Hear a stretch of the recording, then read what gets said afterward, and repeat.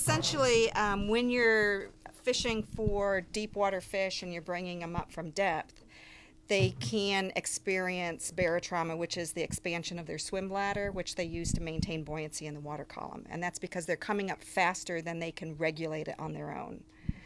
Regulate the pressure. Regulate the pressure on their own, yes. So once that happens, a lot of physical things can go wrong with the fish, such as the swim bladder can actually rupture. When that happens, it forces the air into the abdominal cavity, and that will force organs to go to the outside of the fish. So you end up with Popeye eyes and the stomach protruding through the mouth. Sometimes the intestines will come through the anus, and so there's physical things that you can look for a fish that's experiencing barotrauma.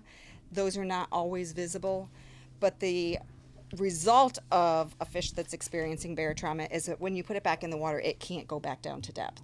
And so it just sits at the surface, and it's exposed to predation, it's exposed to the sun, and its chances of survival are very, very low. That venting is not a silver bullet. It has its place in fisheries management, but it's not a one-size-fits-all solution.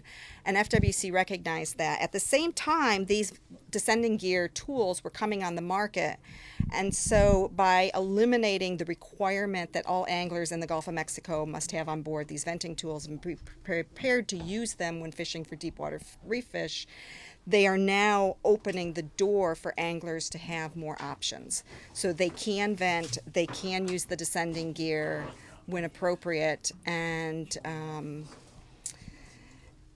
they're not required to vent and not use the descending gear. So it's really, anglers should do something when a fish is experiencing barotrauma.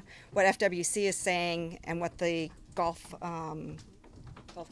Council is saying, is that you can use any device that will increase the chances of survival instead of just that venting tool. So anglers should do something, is